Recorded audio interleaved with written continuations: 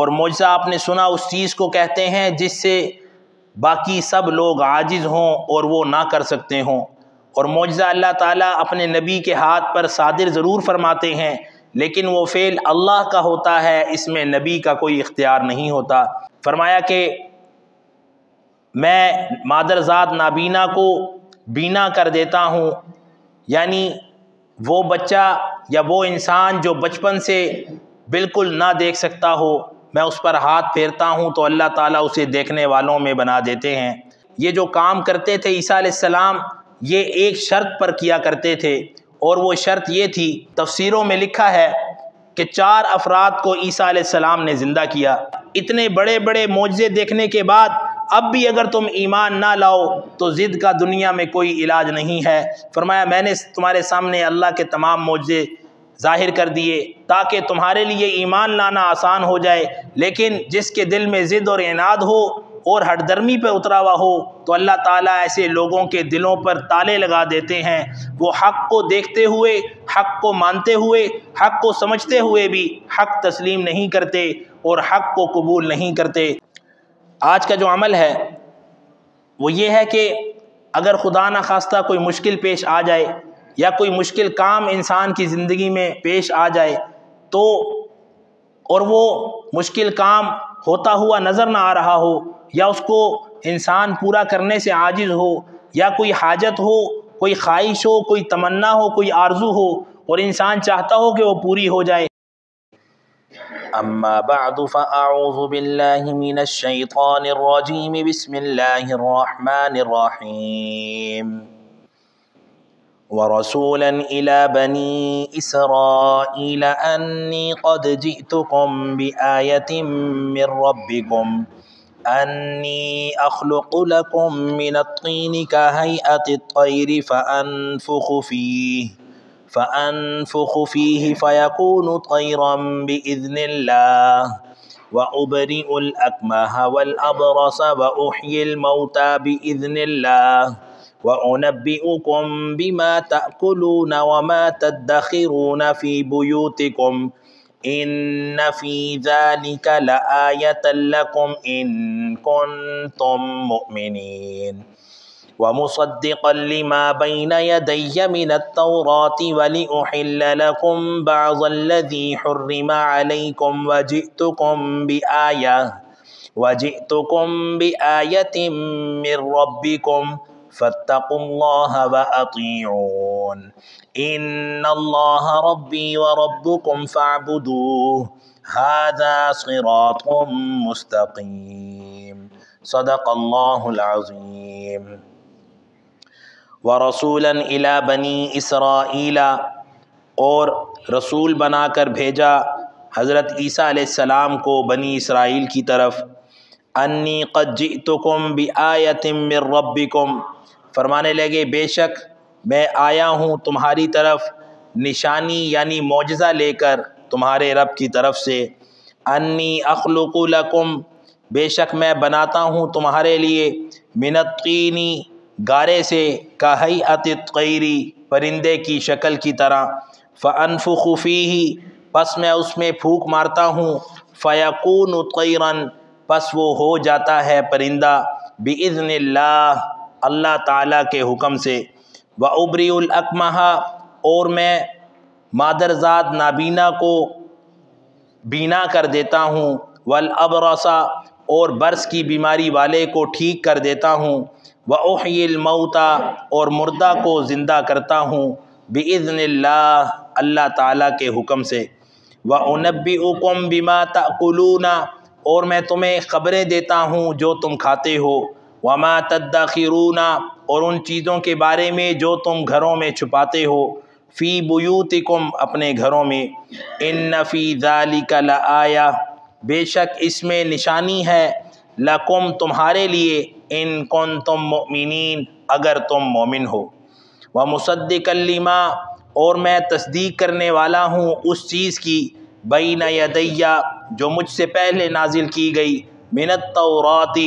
تورات سے، وَلِأُحِلَّ لَكُمْ، اور تاکہ میں حلال کروں تمہارے لیے، بعض الذی حرم علیکم، بعض وہ چیزیں جو تم پر حرام کر دی گئی تھیں، وَجِئْتُكُمْ بِآیَةٍ مِّن رَبِّكُمْ، اور لایا ہوں میں تمہارے لیے نشانی یعنی معجزہ تمہارے رب کی طرف سے، فَاتَّقُوا اللَّهَ، پس اللہ سے ڈرو، وَأَطِیعُونَ، اور میری فرما برداری کرو، اِنَّ اللَّهَ رَبِّی، بے شک اللہ میرا رب ہے، وَرَبُّکُمْ، اور تمہارا بھی رب ہے، فَاعْبُدُوهُ، پس اسی کی عبادت کرو، ھذا صراط مستقیم، یہی سیدھا راستہ ہے۔ کل کے سبق میں آپ نے سنا کہ اللہ تعالیٰ نے حضرت عیسیٰ علیہ السلام کو بنی اسرائیل کی طرف رسول بنا کر بھیجا، اور پھر انہوں نے بنی اسرائیل سے فرمایا کہ اللہ تعالیٰ نے مجھے تمہاری طرف رسول بنا کر بھیجا ہے، اور ایک نشانی بھی دی ہے یعنی معجزہ عطا فرمایا ہے،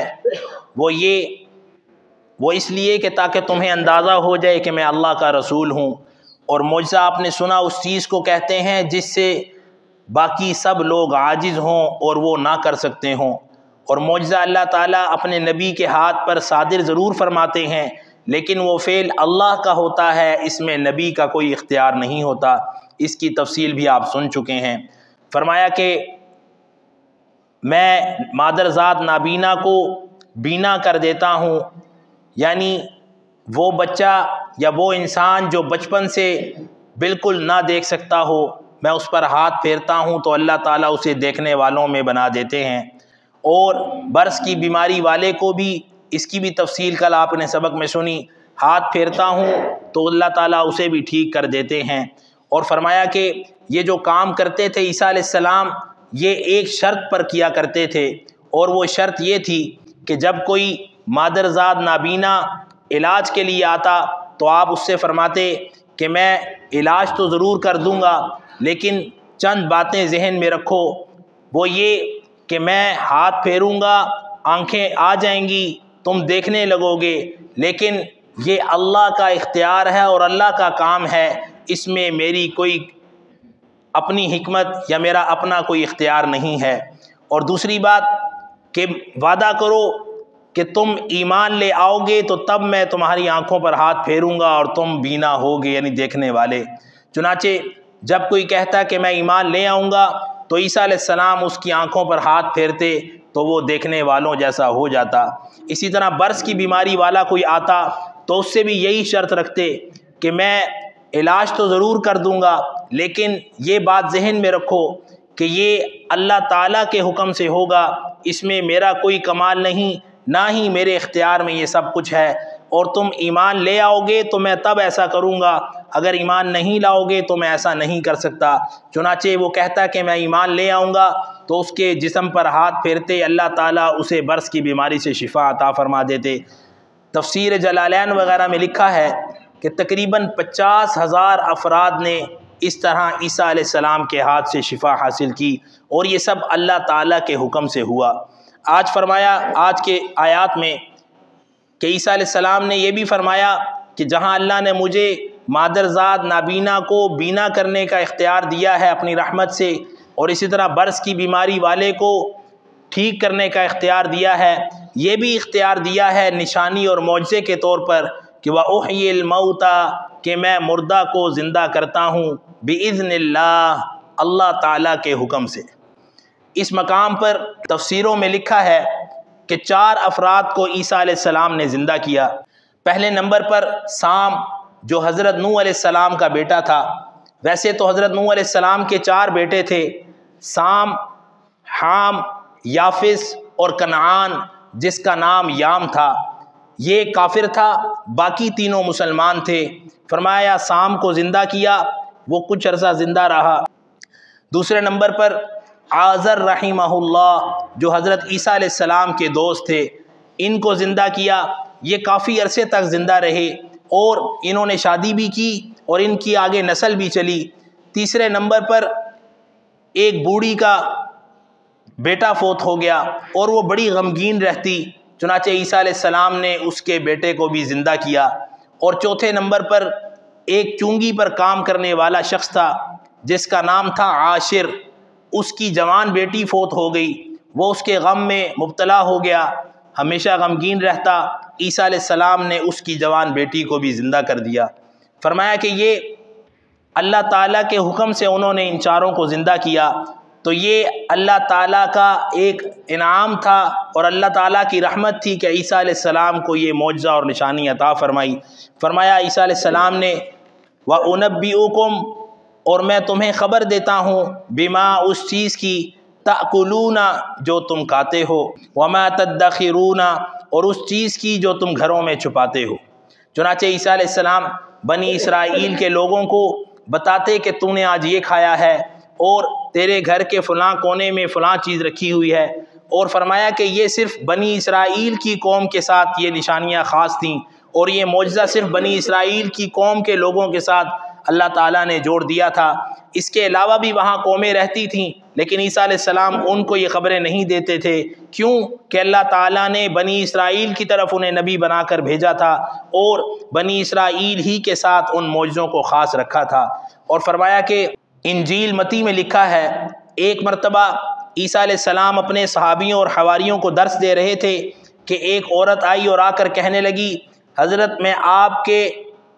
درس سے استفادہ حاصل کرنا چاہتی ہوں اور میں بھی آپ سے فیض یاب ہونا چاہتی ہوں۔ عیسیٰ علیہ السلام نے فرمایا تم کون سے خاندان سے ہو؟ کہنے لگی میں کنعان کے خاندان سے ہوں۔ فرمایا تم ہمارے قبیلے میں سے یا ہماری قوم بنی اسرائیل میں سے نہیں ہو، یعنی تم ہماری کلاس کا حصہ نہیں ہو، اس لیے تم مجھ سے فیض یاب نہیں ہو سکتی۔ لکھا ہے کہ بڑی ضدی عورت تھی، بیٹھی رہی اور بار بار اصرار کرتی رہی۔ حضرت عیسیٰ علیہ السلام کے شاگرد وہ کہنے لگے حضرت اس سے جان چھڑائیں۔ حضرت عیسیٰ علیہ السلام فرمانے لگے میں نے تو اسے بڑے احسن انداز میں بہت ہی اچھے طریقے سے سمجھانے کی کوشش کی ہے، لیکن یہ سمجھتی ہی نہیں۔ اس کو نہیں پتہ کہ لڑکوں کا کھانا کتوں کو نہیں ڈالا جاتا، جیسے گھر میں کھانا بنایا جائے تو بچوں کو دیا جاتا ہے، باہر کتوں کو نہیں ڈالا جاتا۔ اس کو اندازہ نہیں کہ یہ بنی اسرائیل سے ہٹ کے کسی اور قبیلے کو ماننے والی ہے، اور بنی اسرائیل کو اللہ تعالیٰ نے یہ اختیار اور یہ انعام دیا ہے کہ وہ مجھ سے استفادہ حاصل کر سکتی ہے اور مجھ سے فیض یاب ہو سکتی ہے۔ تو فرمایا کہ عیسیٰ علیہ السلام کو بنی اسرائیل کے لیے نبی بنا کر بھیجا۔ جب آپ قیامت کے قریب تشریف لائیں گے تو وصف نبوت کے ساتھ ہی تشریف لائیں گے، اس لیے کہ نبوت چھینی نہیں جاتی، وہ اللہ تعالیٰ ہمیشہ کے لیے دیتے ہیں۔ البتہ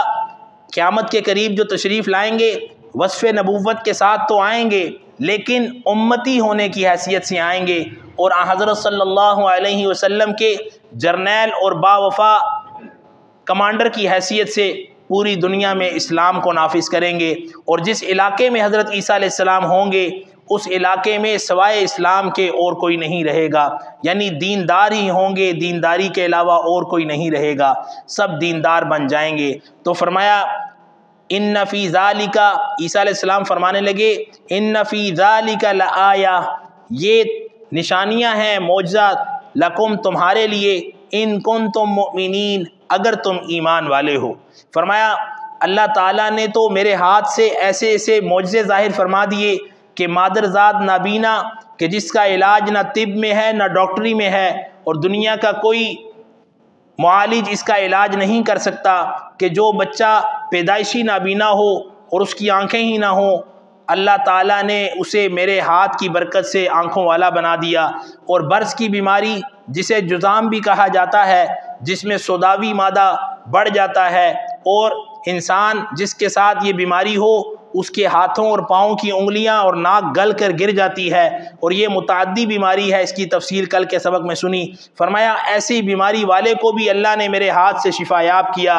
اور میں نے پرندے میں پھونک ماری تو وہ، یعنی گارے میں پھونک ماری تو وہ پرندہ بن کے اڑنے لگا، اور میں نے مردہ کو زندہ کر دیا۔ فرمایا یاد رکھو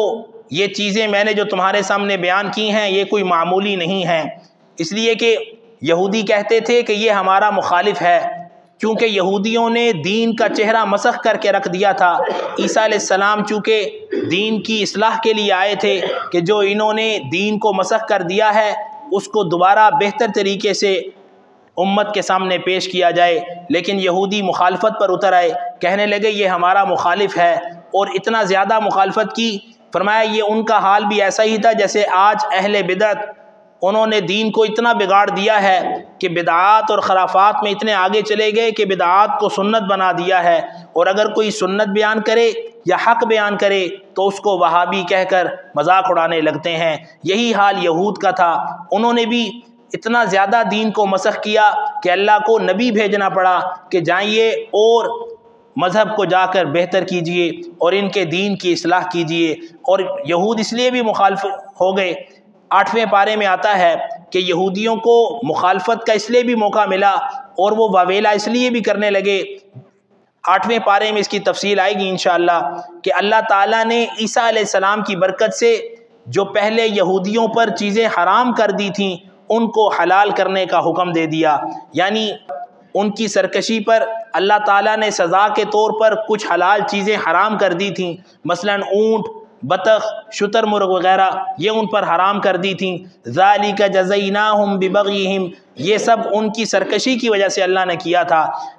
لیکن اللہ تعالیٰ نے عیسیٰ علیہ السلام کی برکت سے فرمایا کہ جو چیزیں ان پر ان کی سرکشی کی وجہ سے حرام کی تھیں آپ انہیں بتا دیں کہ اللہ نے اب وہ حلال کر دی ہیں۔ جب یہود نے یہ سنا تو اور زیادہ شور مچانے لگے، کہنے لگے یہ تو ہمارے دین کا مخالف ہے، ہمارے دین میں یہ چیزیں حرام ہیں اور یہ حلال کر رہا ہے، اور اتنا زیادہ شور مچایا کہ احتجاج پر اتر آئے، مظاہرے کرنے لگے اور کہنے لگے کہ اس کو سولی پر لٹکایا جائے، اور یہ مطالبہ اتنا زور سے کیا کہ اس وقت رومیوں کی حکومت تھی شام میں، جہاں عیسیٰ علیہ السلام تھے وہاں جو گورنر تھا رومیوں کا ہیرورڈ، اس کو یہ اطلاع مرکز میں دینی پڑی اور حالات سے آگاہ کرنا پڑا کہ یہاں کے یہودی بہت زیادہ احتجاج پر اتر آئے ہیں اور ان کا مطالبہ ہے کہ یہ ہمارے دین کی مخالفت کرتا ہے، ہمارے دین میں جو کام حرام ہے ان کو حلال کہہ رہا ہے، لہٰذا اس کو سولی پر لٹکایا جائے۔ چنانچہ یہودیوں نے اور ان کی حکومت نے یہ فیصلہ کیا کہ حضرت عیسیٰ علیہ السلام کو معاذ اللہ سولی پر لٹکایا جائے، لیکن اگلی آیات میں آئے گا اللہ تعالیٰ نے ان کے تمام منصوبوں کو ناکام کر دیا اور عیسیٰ علیہ السلام کو اپنی رحمت سے آسمان پر اٹھا لیا۔ فرمایا یہ سب جو میں تمہیں کہہ رہا ہوں نا کہ تم اللہ کی فرما برداری اور اطاعت میں آ جاؤ، اور یہ سب معجزے میں تمہیں دکھا رہا ہوں، اور تم جو کہہ رہے ہو کہ میں مخالفت کرنے والا ہوں دین کی، یاد رکھو کہ میں دین کی مخالفت کرنے والا نہیں بلکہ دین میں جو تم نے بگاڑ پیدا کیا ہے اسی کی اصلاح کرنے آیا ہوں۔ اور تم جو کہہ رہے ہو کہ میں تمہارے دین کا مخالف ہوں، میرا تو اصل دین ہی تورات ہے، چونکہ یہود پر تورات نازل ہوئی تھی حضرت موسیٰ علیہ السلام پر، اور یہود حضرت موسیٰ علیہ السلام کو ماننے والے تھے، لیکن بعد میں جب عیسیٰ علیہ السلام آئے تو ان کی مخالفت پر اتر آئے اور کہنے لگے ہم تو اپنی شریعت پر ہی قائم رہیں گے، اگرچہ ان ظالموں نے اپنی شریعت کو بھی بدل کر رکھ دیا، لیکن ضد اور عناد پر اتر آئے کہ ہم ان کو کیوں مانیں، اس لیے کہ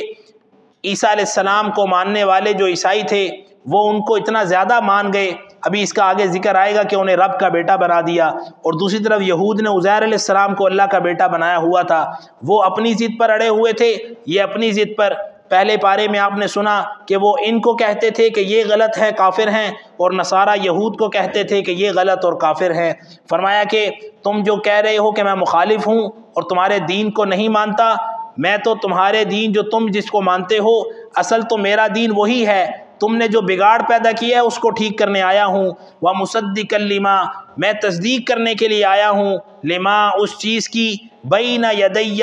جو مجھ سے پہلے نازل ہوئی یعنی تورات کی، من التوراۃ تورات میں سے، وَلِأُحِلَّ لَكُمْ تاکہ میں حلال کروں تمہارے لیے، بعض الذی بعض ان چیزوں کو، حرم علیکم جو تم پر حرام کر دی گئی تھیں تمہاری سرکشی کی وجہ سے، جن کی مختصر تفصیل آپ نے سنی ہے ابھی۔ فرمایا وجئتکم اور میں لایا ہوں تمہارے لیے، بآیۃ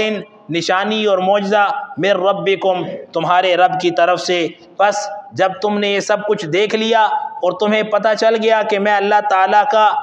حقیقی نبی ہوں اور سچا نبی ہوں، فاتقوا اللہ پس تم اللہ سے ڈرو، واطیعون اور میری فرما برداری کرو۔ اس لیے کہ اب جب موسیٰ علیہ السلام دنیا سے تشریف لے گئے اور اللہ نے مجھے نبی بنا کر بھیجا ہے، تو اللہ تعالیٰ کا یہ نظام ہے کہ جو نبی پہلے گزر گیا بعد میں آنے والے نبی اس پر کلمہ پڑھنا ضروری ہے اور اسی کا کلمہ پڑھنے میں نجات ملے گی۔ اگرچہ تم موسیٰ علیہ السلام کو مانتے تھے، اب جب اللہ نے مجھے نبی بنا کر بھیج دیا ہے اور میں نے تمہیں اللہ کا پیغام پہنچا دیا ہے، تو اب تم میرا کلمہ پڑھ لو، اسی میں نجات ہے۔ اور تورات میں اللہ نے میری نشانیاں ذکر کی ہیں کہ میں نے دنیا میں آنا ہے اور میں نے تمہیں اللہ کا پیغام پہنچانا ہے۔ اب اس لیے اللہ سے ڈرو اور میری فرما برداری کرو کہ اب میری فرما برداری میں ہی نجات اور کامیابی ہے۔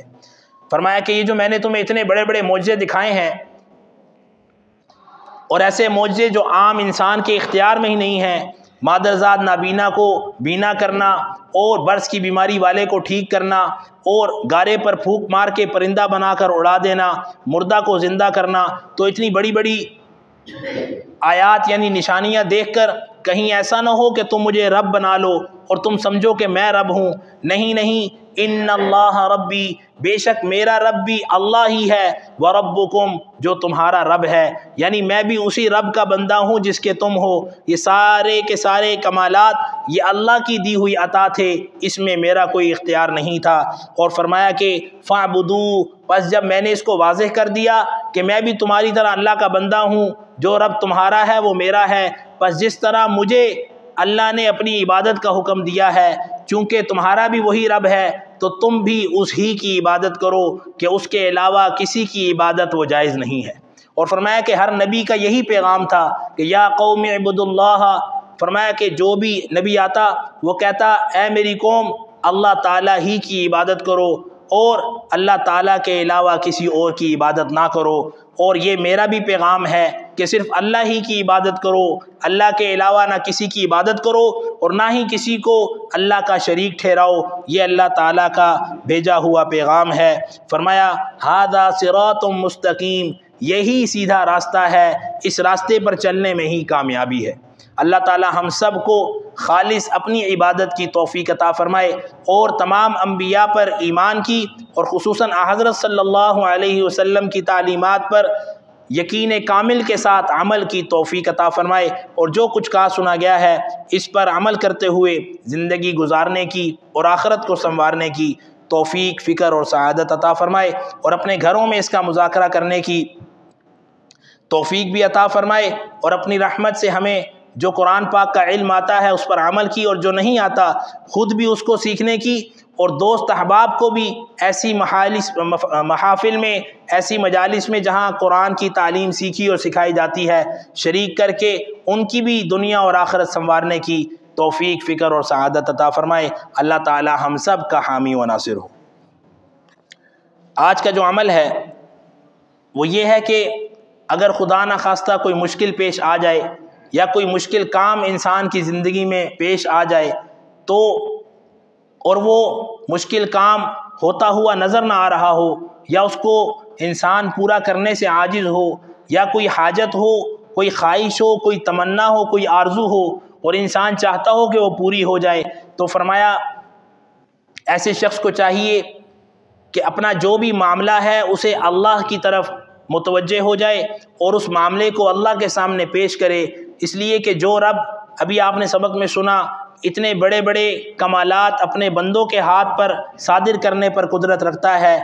وہ اللہ تعالی ہماری جو مشکلات ہیں، پریشانیاں ہیں، آزمائشیں ہیں، دکھ ہیں، تکالیف ہیں، یہ اس کے سامنے بہت ہی چھوٹی اور معمولی ہیں۔ لہٰذا اللہ تعالیٰ کی طرف متوجہ ہوں گے تو اللہ اپنی رحمت سے تمام پریشانیاں، دکھ، تکلیفیں، آزمائشیں وہ دور فرما دیں گے، اور مشکل سے مشکل کام کو بھی اللہ تعالیٰ اپنی رحمت سے آسانی سے پایہ تکمیل تک پہنچا دیں گے، اور کتنی ہی بڑی حاجت، خواہش، تمنا اور آرزو کیوں نہ ہو اللہ تعالیٰ اپنی رحمت سے اس کو بھی پورا فرما دیں گے۔ تو جو شخص یہ چاہتا ہے کہ اس کا مشکل کام بآسانی پورا ہو جائے، اور اگر کوئی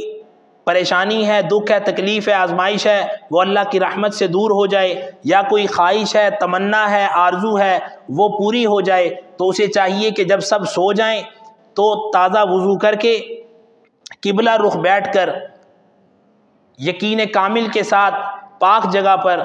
یہ عمل اس طرح کرے کہ یہ درود شریف بسم اللہ الرحمن الرحیم کے ساتھ 1000 مرتبہ پڑھے، اس طرح کہ بسم اللہ الرحمن الرحیم اللہم صلی علی محمد کما ہوا اہلہ و مستحقہ، 1000 مرتبہ یہ پڑھے، اور اس کے ساتھ پہلا کلمہ بسم اللہ الرحمن الرحیم کے ساتھ اس طرح بسم اللہ الرحمن الرحیم لا الہ الا اللہ محمد الرسول اللہ، یہ دونوں عمل کر کے اور پھر اللہ تعالیٰ سے عاجزی اور انکساری کے ساتھ انتہائی گڑ گڑا کر اپنے اس کام کو جو مشکل ہے یا ہوتا ہوا نظر نہیں آ رہا پیش کرے اور اس کے حل کی دعا کرے، یا کوئی پریشانی دکھ تکلیف آزمائش دور کروانی ہے تو اس کی دعا کرے، یا کوئی خواہش آرزو تمنا اور حاجت ہے اس کو پیش کرے اور یقین کامل کے ساتھ دعا کرے تو اللہ تعالیٰ بہت جلد اس کا وہ مشکل کام حل کر دیں گے، اور کوئی بھی دکھ تکلیف آزمائش پریشانی ہے اپنی رحمت سے اس کو دور فرما دیں گے، اور کوئی بھی خواہش آرزو تمنا حاجت ہے اپنی رحمت سے اس کو پورا فرما دیں گے۔ اور یہ مجرب المجرب عمل ہے، یعنی اس کے کرنے کے بعد ایسا ممکن ہی نہیں کہ اللہ تعالیٰ اس کام کو پورا نہ کریں۔ اللہ تعالیٰ ہم سب کو ہر حال میں اپنی طرف متوجہ ہونے کی توفیق عطا فرمائے، اور ان اعمال خیر کو خود بھی کرنے کی توفیق عطا فرمائے، اور ان اعمال خیر کو اپنے گھروں میں مذاکرہ کرنے کی، دوست احباب کے ساتھ شیئر کرنے کی ہم سب کو توفیق عطا فرمائے کہ اللہ تعالیٰ ہماری برکت سے انہیں بھی اپنی طرف متوجہ ہونے کی توفیق عطا فرمائے، اور اپنے تمام مشکل کام اپنی رحمت سے اپنے سامنے پیش کر کے انہیں حل کروانے کی توفیق عطا فرمائے، اور اپنے دکھ تکالیف آزمائشیں پریشانیاں اپنے سامنے پیش کر کے اپنی رحمت سے دور کروانے کی توفیق عطا فرمائے، اور جو بھی جائز تمنائیں ہیں، خواہشات ہیں، حاجات ہیں، آرزویں ہیں، انہیں بھی اپنی بارگاہ میں پیش کروا کر اپنی رحمت سے انہیں بھی پورا کروانے کی توفیق اور سعادت عطا فرمائے۔ جو کچھ کہا سنا گیا اللہ تعالیٰ قبول فرمائے، ہم سب کو دین اور دنیا کی تمام خیریں اور بھلائیاں عطا فرمائے، اور ہم سب کا حامی و ناصر ہو، آمین یا رب العالمین۔ بسم اللہ الرحمن الرحیم، الحمد للہ رب العالمین والعاقبۃ للمتقین والصلاة والسلام علی محمد وآلہ واصحابہ اجمعین۔ یا رب کریم اپنی رحمت سے ہمارے گناہوں کو معاف فرما،